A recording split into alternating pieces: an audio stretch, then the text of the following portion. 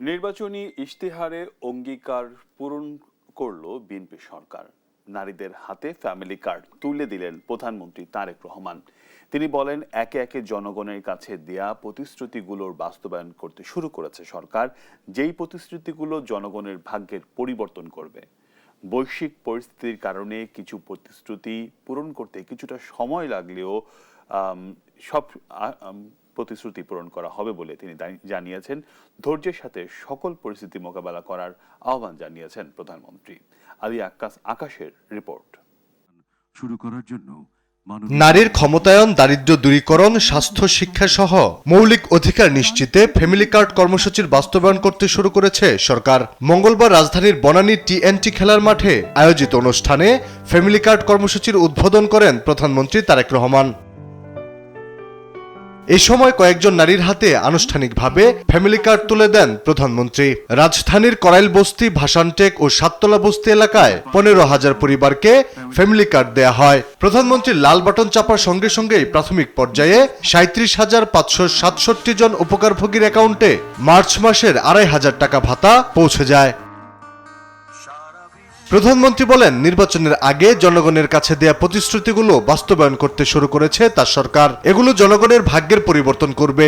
একে একে আমরা জনগণের কাছে দেওয়া প্রতিশ্রুতিগুলো, যেই প্রতিশ্রুতিগুলো পূরণের মাধ্যমে জনগণের ভাগ্যের পরিবর্তন হবে, যেই প্রতিশ্রুতিগুলি পূরণের মাধ্যমে, একটি সরকারের প্রতিশ্রুতি পূরণের মাধ্যমে দেশের ভাগ্যের পরিবর্তন হবে। প্রাণ লাচ্ছি, খুব খাচ্ছি, আরাম পাচ্ছি, জনগণের ভাগ্যের উন্নয়ন ঘটবে, সেই প্রতিশ্রুতিগুলো আমরা ধীরে ধীরে পর্যায়ক্রমিকভাবে যে কোনো মূল্যে পূরণের চেষ্টা করব। নারীদের পিছিয়ে রেখে কোনোভাবেই দেশ এগুতে পারে না বলেন সরকার প্রধান। বাংলাদেশের জনসংখ্যার অর্ধেক জনসংখ্যা হচ্ছে নারী। আমরা দৃঢ়ভাবে বিশ্বাস করি, এই অর্ধেক জনসংখ্যাকে যদি আমরা পেছনে রাখি, এই অর্ধেক জনসংখ্যাকে যদি আমরা এম্পাওয়ার না করি, তাদেরকে যদি ক্ষমতায়ন না করি, শিক্ষা এবং অর্থনৈতিকভাবে তাদেরকে যদি ক্ষমতায়ন আমরা না করতে পারি, তাহলে অবশ্যই দেশকে কোনোভাবেই সামনে এগিয়ে নিয়ে যাওয়া সম্ভব না। বৈশ্বিক পরিস্থিতি তুলে ধরে ধৈর্য ধরে তা মোকাবেলার আহ্বান জানান প্রধানমন্ত্রী।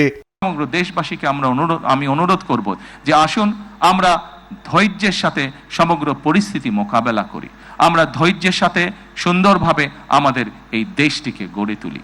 সারা দেশে 13টি জেলার 13টি সিটি কর্পোরেশন এবং বিভিন্ন ইউনিয়নের 15টি ওয়ার্ডে ফ্যামিলি কার্ডের পাইলটিং প্রকল্প বাস্তবায়ন করা হচ্ছে।